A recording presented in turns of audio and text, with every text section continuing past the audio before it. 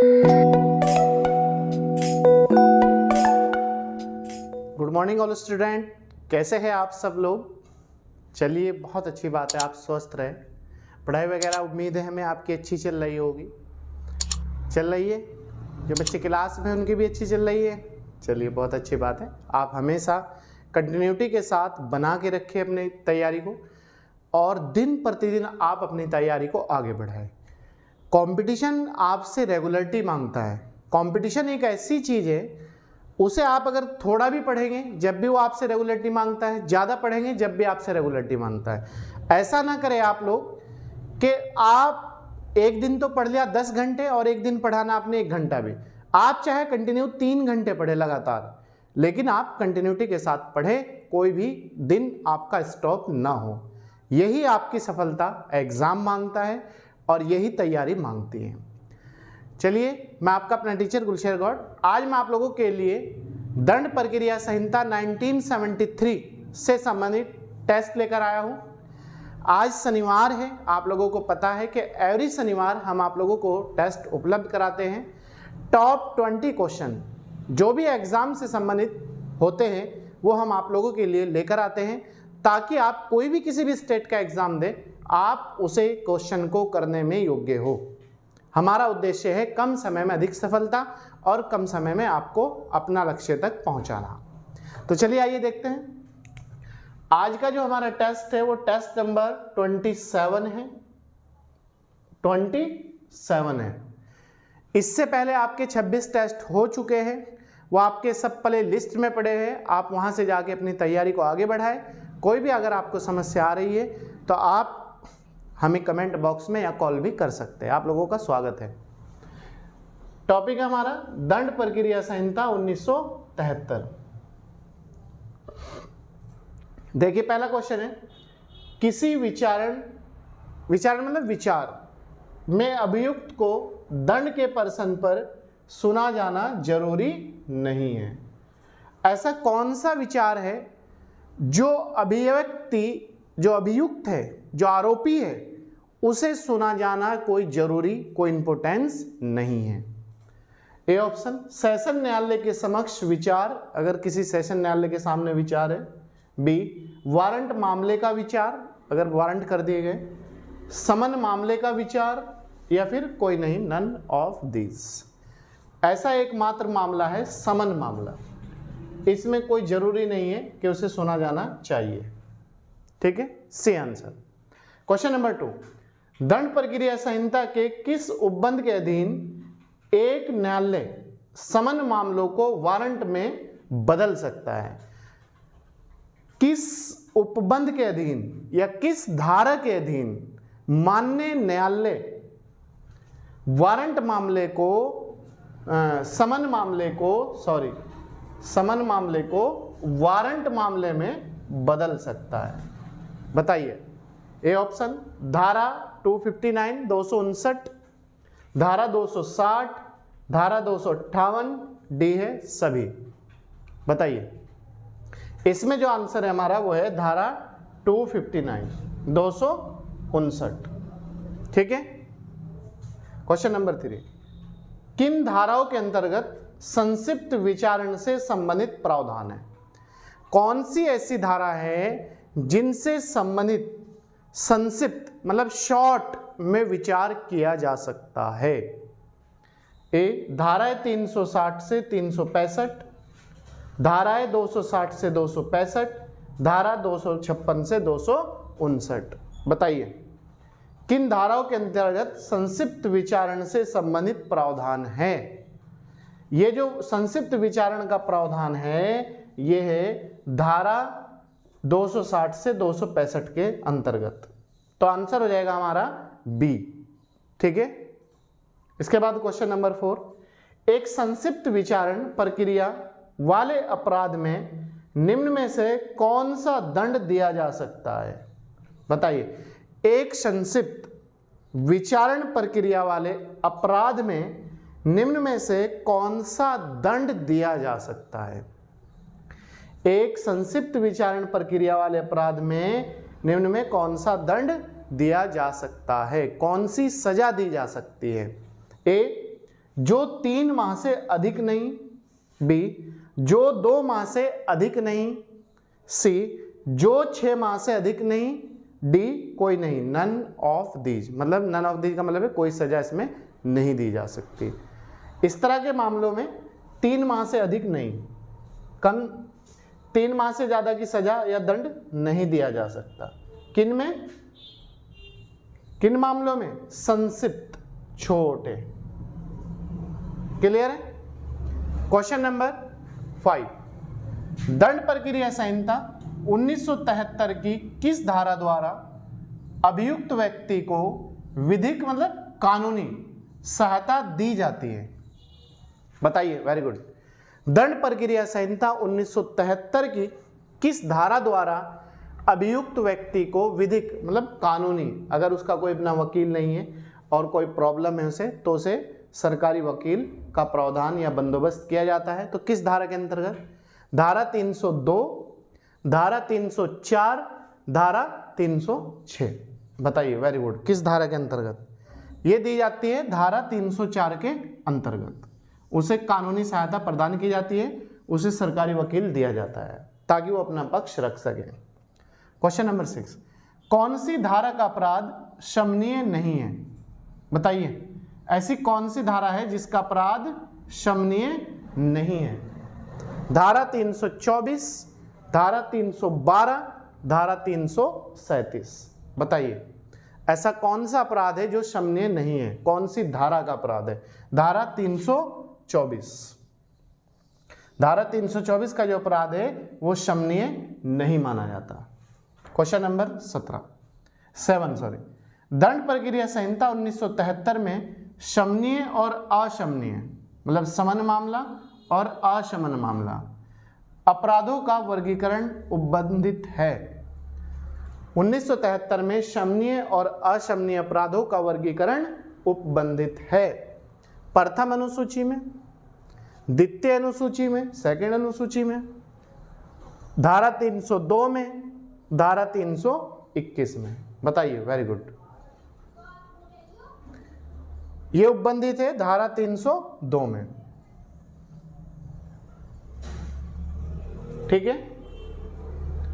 इसके बाद question number 8 है हमारा, किसी मामले के भार साधक अभियोजन को दंड प्रक्रिया संहिता की कौन सी धारा अभियोजन वापस लेने की अनुमति प्रदान करती है? कौन सी धारा अभियोजन वापस लेने की अनुमति प्रदान करती है? कोई व्यक्ति अभियोजन अपना वापस ले सकता है। धारा 304, धारा 313, धारा 321। बताइए। अभियोजन वापस लेने की जो अनुमति या अधिकार प्रदान करती है वो करती है धारा 321। तो आंसर हो जाएगा हमारा सी। ठीक है। इसके बाद नेक्स्ट क्वेश्चन, क्वेश्चन नंबर 9 है हमारा, धारा 357 क 2। धारा 357 का जो भाग क है और सेक्शन 2 है, दंड प्रक्रिया संहिता के अंतर्गत प्रतिकर की मात्रा निर्धारित कौन करता है? बताइए। प्रतिकर की मात्रा धारा 357 के सेक्शन 2 के अंतर्गत कौन निर्धारित करता है? राज्य या जिला विधिक सेवा प्राधिकरण, मतलब क्या, तो राज्य या जिला विधिक सेवा प्राधिकरण, सेशन न्यायालय या फिर जिला मजिस्ट्रेट। इसे जो निर्धारित करता है वो करता है राज्य या जिला विधिक सेवा प्राधिकरण। क्लियर है? क्वेश्चन नंबर 11, दंड प्रक्रिया संहिता की किस धारा के अंतर्गत निराधार गिरफ्तार करवाए गए व्यक्तियों को प्रतिकर देने का उपबंध है? किस धारा के अंतर्गत निराधार गिरफ्तार करवाए गए व्यक्तियों को प्रतिकर, याद रखना, प्रतिकर देने का उपबंध है? धारा 357, धारा 358, धारा 357 अ। बताइए। प्रतिकर देने का उपबंध किस धारा में किया गया है? Very good. बताइए। धारा 358, याद रखना, धारा 358 में प्रतिकर देने के उल्लेख किया गया है। क्वेश्चन नंबर 11, दंड प्रक्रिया संहिता की कौन सी धारा प्रावधान करती है कि कोई न्यायालय निर्णय पर हस्ताक्षर करने के बाद उसे परिवर्तित नहीं करेगा। मतलब अगर कोई डिसीजन दे दिया किसी भी न्यायालय ने, तो वो अगर उस पर हस्ताक्षर हो गए, उसे कोई भी बदलाव नहीं कर सकता, कोई भी चेंज नहीं कर सकता, कोई भी उसमें थोड़ा बहुत भी इम्प्रूवमेंट नहीं कर सकता। तो कौन सी धारा कहती है इस बात को? धारा 360, 361 या फिर धारा 362? बताइए। ये करेगा आपका धारा 362। धारा 362 कहती है कि किसी भी न्यायालय ने अगर एक बार कोई डिसीजन दे दिया और उस पर हस्ताक्षर कर दिए, तो उसके बाद उसमें कोई भी परिवर्तन, चेंज या बदलाव नहीं किया जा सकता। क्वेश्चन नंबर 12, दंड प्रक्रिया संहिता धारा 438 के अंतर्गत जमानत पर छोड़े जाने का निर्देश देने का क्षेत्राधिकार निहित है। बताइए, धारा 438 के अंतर्गत जमानत पर किसी व्यक्ति को जो छोड़ने का निर्देश और क्षेत्राधिकार प्राप्त है वो किसे है? उच्च न्यायालय या सत्र न्यायालय को? दोनों को, मतलब केवल मजिस्ट्रेट को, केवल सत्र न्यायालय में। ये जो वो है धारा 438 के अंतर्गत जमानत पर छोड़े जाने का निर्देश देने का क्षेत्राधिकार, वो है उच्च न्यायालय या सत्र न्यायालय, या याद रखना, या सत्र न्यायालय में। इन दोनों में निहित है, दोनों दे सकते हैं। ठीक है।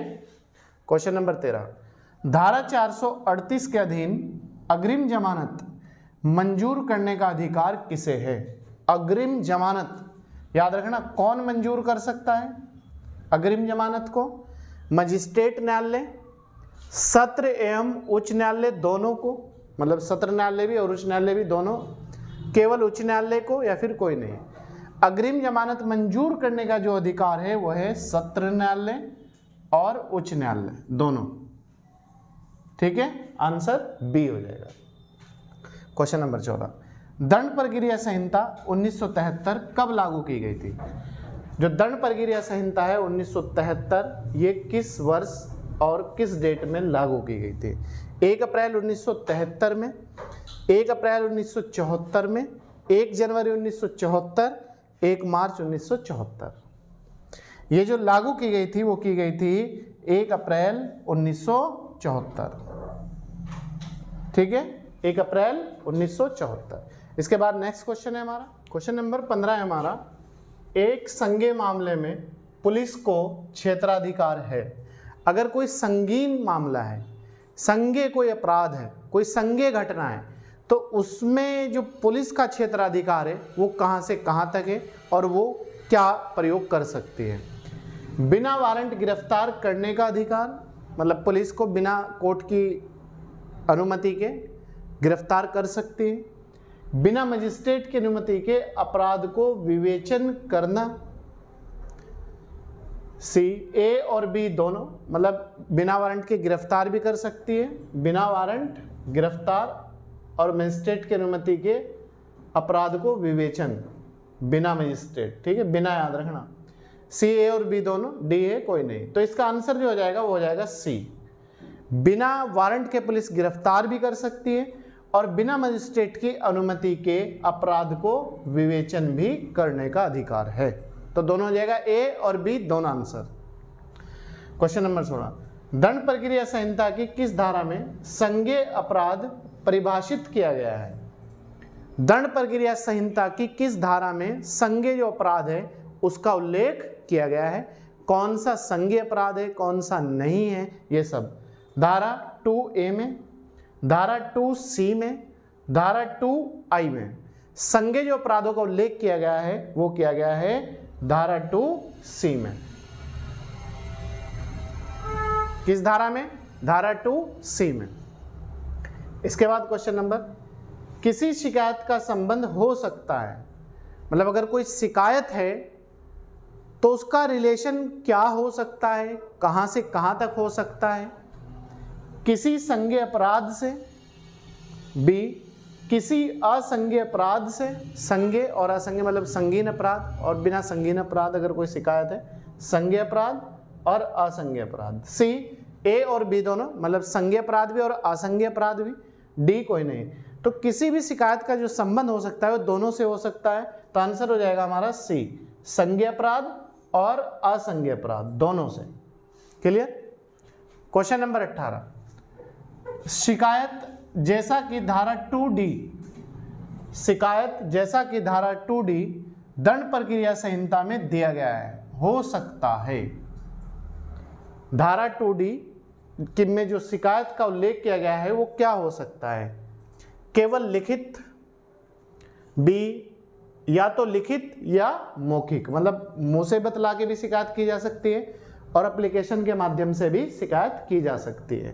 केवल मौखिक, डी संकेतों से, मतलब संकेत करके बताया जाए कि ये घटना हमारे साथ घटित हुई है। तो किसी भी शिकायत का जो संबंध हो सकता है वो हो सकता है या तो लिखित और या मौखिक, दोनों तरीके से हो सकता है। क्लियर है? तो आंसर हो जाएगा बी। नेक्स्ट, दंड प्रक्रिया संहिता के अधीन परिवाद होने चाहिए। परिवाद जो होना चाहिए वो क्या है? मौखिक रूप से, लिखित रूप से, ए और बी दोनों से, डी कोई नहीं। परिवाद जो होना चाहिए दंड प्रक्रिया संहिता के अंतर्गत वो लिखित और मौखिक दोनों तरीके से होनी चाहिए। नेक्स्ट और लास्ट क्वेश्चन है आज के टेस्ट का, दंड प्रक्रिया संहिता के अंतर्गत एक जांच, मतलब एक जो जांच है वो अपने आप में क्या है, क्या कहा जाएगा उसे? एक न्यायिक प्रक्रिया है, मतलब कानूनी प्रक्रिया है, लीगल प्रक्रिया है जांच। एक पुलिस प्रक्रिया है, कार्यपालक मजिस्ट्रेट द्वारा की जाती है जांच। डी एक विशिष्ट प्रक्रिया है। बताइए, वेरी गुड। एक जो जांच है वो एक न्यायिक प्रक्रिया है, वो कानूनी प्रक्रिया है, लीगल प्रक्रिया है, तो आंसर हो जाएगा हमारा एक न्यायिक प्रक्रिया। क्लियर है? तो प्यारे छात्र और छात्राओं, ये थी आज की हमारी टॉप 20 नंबर की सिविल प्रक्रिया संहिता 1973 से टेस्ट, जो आप किसी भी स्टेट का एग्जाम दीजिएगा, पीसीएसजे का, एपीओ का दीजिएगा, जिसमें भी आपका विधि का पोर्शन आता है, आप देखना अगर आपने ईमानदारी से हमारी टेस्ट सीरीज को ज्वाइन किया होगा और आप लगातार कंटिन्यूटी के साथ प्रत्येक शनिवार में हमारी टेस्ट सीरीज देखते होंगे, तो आपको कितना बड़ा बेनिफिट मिलने वाला है। तो चलिए, मिलता हूँ मैं आपसे नेक्स्ट क्लास में आज के ही दिन। तब तक आप अपनी इस क्लास को अच्छी तरीके से तैयार कर लीजिएगा। कोई भी समस्या है तो आप पूछ सकते हैं कमेंट बॉक्स में और कॉल भी कर सकते हैं। और प्यारे छात्र छात्राओं, और अगर आप हमारे यूट्यूब चैनल पर पहली बार आए हैं, इस वीडियो को पहली बार देख रहे हो, तो चैनल को सब्सक्राइब कर लीजिएगा, लाइक और शेयर ज़रूर कीजिएगा और एक प्यारा सा कमेंट भी ज़रूर कीजिएगा। आप लोगों को हमारी कंटिन्यूटी की क्लास किस प्रकार लग रही है, अच्छी लगती है, और आप लोगों के लिए हम और क्या बेहतर करें, आप हमें ये भी अपना सुझाव दीजिएगा।